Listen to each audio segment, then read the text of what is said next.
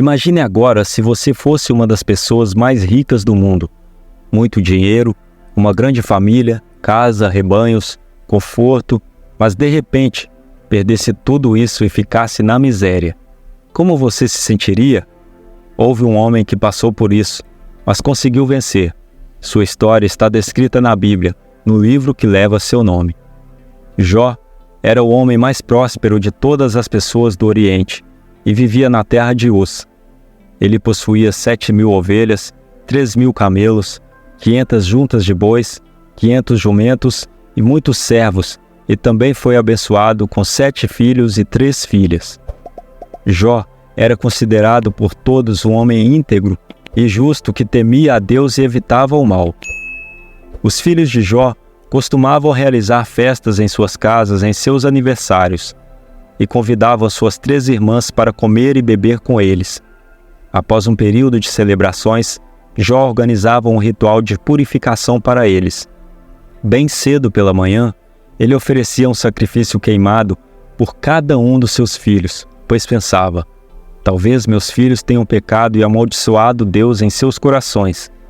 Essa era a prática constante de Jó, conforme descrito no primeiro capítulo, versículo de 1 a 5. Deus destacou as virtudes de Jó para Satanás. No entanto, Satanás argumentou que Jó era justo apenas porque Deus o favorecia abundantemente. Certo dia, os anjos vieram se apresentar perante o Senhor, e Satanás também estava entre eles. O Senhor perguntou a Satanás: de onde vem? Satanás respondeu ao Senhor: estava rodeando e vagando pela terra. Então, o Senhor disse a Satanás: você reparou no meu servo Jó? Não há ninguém na terra como ele, um homem íntegro e correto, que teme a Deus e evita o mal. Será que Jó teme a Deus sem motivo? Replicou Satanás. Você não colocou uma proteção ao redor dele, de sua casa e de tudo o que ele possui? Você abençoou tudo o que ele faz, e seus rebanhos e manadas se espalharam pela terra. Esses diálogos entre Deus e Satanás são narrados no livro de Jó, capítulo 1, versículos 6 a 10. Satanás desafiou Deus, dizendo que, se fosse permitido infligir sofrimento a Jó, ele mudaria e amaldiçoaria a Deus. Deus permitiu que Satanás atormentasse Jó para testar essa ousada afirmação, mas proibiu que tirasse a vida de Jó. Disse o Senhor a Satanás: muito bem, então. Tudo que ele possui está em seu poder, mas não põe a mão sobre o próprio homem. Então, Satanás saiu da presença do Senhor. Estes eventos são descritos no livro de Jó, capítulo 1, versículos 11 e 12. Jó recebeu 4 notícias num único dia, informando que suas ovelhas, servos e 10 filhos haviam morrido, vítimas de invasores, ladrões ou desastres naturais. Num dia, enquanto os filhos e filhas de Jó estavam festejando e bebendo vinho na casa do irmão mais velho, um mensageiro chegou até Jó e disse: os bois estavam arando e os jumentos pastando por perto, quando os sabeus atacaram e os levaram.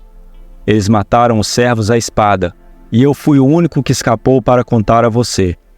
Enquanto ele ainda falava, outro mensageiro chegou e disse: o fogo de Deus caiu dos céus e queimou as ovelhas e os servos, e eu fui o único que escapou para contar a você. Enquanto este ainda falava, chegou mais um mensageiro. Os caldeus formaram 3 grupos de ataque e deram um ataque surpresa aos seus camelos, levando-os embora. Eles mataram os servos à espada, e eu fui o único que conseguiu escapar para lhe informar. Ainda falando, outro mensageiro chegou dizendo: seus filhos e filhas estavam festejando e bebendo vinho na casa do irmão mais velho, quando de repente um vento forte veio do deserto e atingiu os 4 cantos da casa. Ela desabou sobre eles, e eles morreram. Eu sou o único que escapou para contar a você. Esses eventos trágicos são descritos no livro de Jó, capítulo 1, versículos 13 a 19. No seu luto, Jó rasgou suas vestes e rapou a cabeça, mas ainda assim louvou a Deus em suas orações. Então Jó se levantou, rasgou seu manto, raspou a cabeça e, prostrado ao chão, adorou, dizendo: nu saí do ventre da minha mãe, e nu partirei. O Senhor deu e o Senhor tirou. Bendito seja o nome do Senhor. Em tudo isso, Jó não pecou nem atribuiu a Deus qualquer falta. Essa resposta de Jó está no livro de Jó, capítulo 1, versículos 20 a 22. Satanás aparece no céu novamente, e Deus lhe dá outra oportunidade para testar Jó. Desta vez, Jó sofre de terríveis feridas na pele.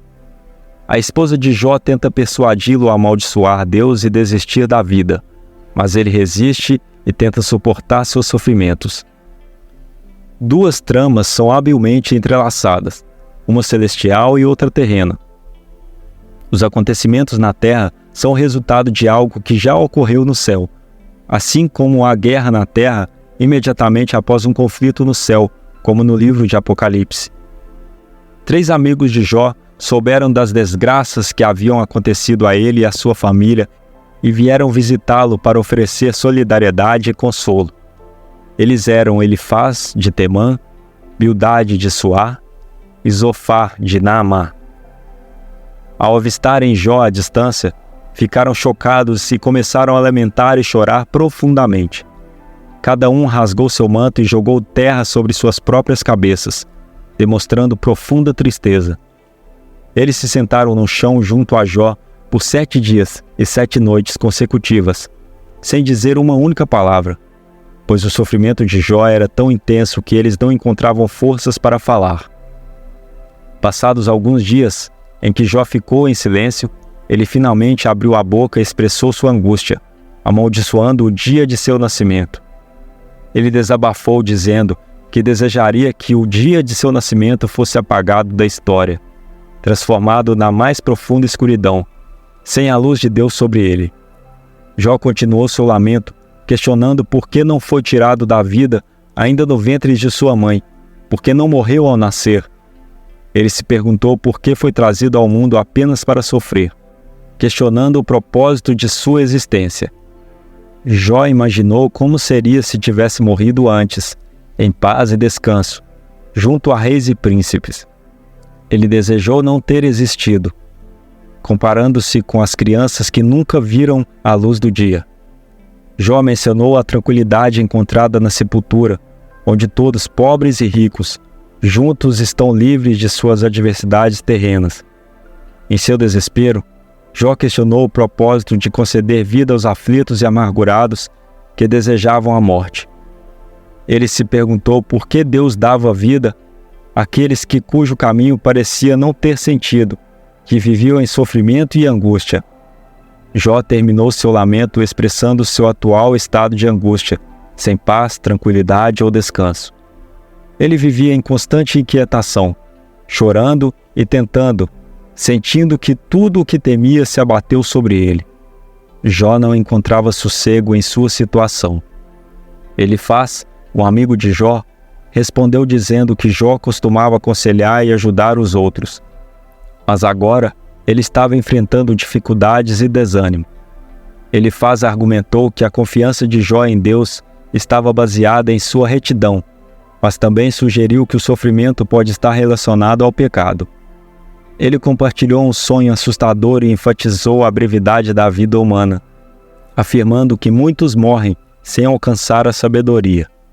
Em resumo, Elifaz tentou consolar Jó, mas suas palavras refletiam sua crença de que o sofrimento estava relacionado ao pecado. Jó respondeu aos conselhos de Elifaz, expressando sua intensa angústia. Ele deseja que sua dor seja medida e comparada à sua calamidade, acreditando que seria maior que a areia dos mares. Ele desafia seus amigos a oferecerem orientações valiosas em vez de argumentos vazios. Jó acusa seus amigos de não compreendê-lo e pede compreensão e justiça. A resposta de Jó reflete seu sofrimento profundo e busca de entendimento diante de sua situação desesperadora, clamando em agonia. Jó ergueu seus olhos para os céus estrelados e suplicou a Deus dizendo: Ó Deus Todo-Poderoso, eu clamo por Ti em meio à minha aflição. Mostra-te-me a mim, pois desejo falar contigo e entender o motivo do meu sofrimento. E assim, em resposta à fervorosa súplica de Jó, Deus se manifestou de maneira extraordinária. Uma voz ressoou como o trovão das alturas, ecoando pelo deserto escuro. Deus perguntou a Jó, com uma voz poderosa e majestosa: quem é este que escurece o meu conselho com palavras sem conhecimento? Agora, Jó, prepare-se como um homem e responde-me, pois eu o interrogarei, e você me ensinará. Os olhos de Jó se arregalaram diante da grandiosidade da voz divina. Com humildade ele respondeu: Senhor, reconheço que minhas palavras foram sem entendimento e me arrependo. O que posso responder a ti, que tudo sabe e tudo pode? Então Deus começou a fazer uma série de perguntas a Jó, perguntas que transcendiam a compreensão humana. Ele indagou sobre a criação do mundo, a ordem dos céus e a maravilha da natureza. Deus fez várias perguntas a Jó. Enquanto Jó ouvia essas perguntas divinas, ele se sentia humilde e pequeno diante da majestade de Deus. Ele percebeu a vastidão do conhecimento de Deus e sua própria limitação como ser humano. Ao final, Jó respondeu a Deus com reverência e submissão, reconhecendo sua pequenez diante do Criador do universo. Ele disse: Eu te conhecia apenas de ouvir falar, mas agora os meus olhos te veem. Eu me arrependo de minhas palavras e me coloco diante de ti, Senhor, em humildade e reverência. Nesse momento, Deus olhou para Jó com compaixão e restituiu todas as suas riquezas materiais, proporcionando a Jó um novo rebanho de gado, o dobro do que ele havia perdido. Além das riquezas, Deus abençoou Jó com uma nova família. Ele teve novamente 7 filhos e 3 filhas. E a narrativa afirma que suas filhas eram as mais belas da terra. Deus também prolongou a vida de Jó, permitindo-lhe viver até uma idade avançada e abençoada. Deixe um versículo bíblico que você mais gosta nos comentários, pois alguém precisa dessa palavra. E diga de qual cidade você nos assiste. Que Deus abençoe sua vida, em nome de Jesus. Amém.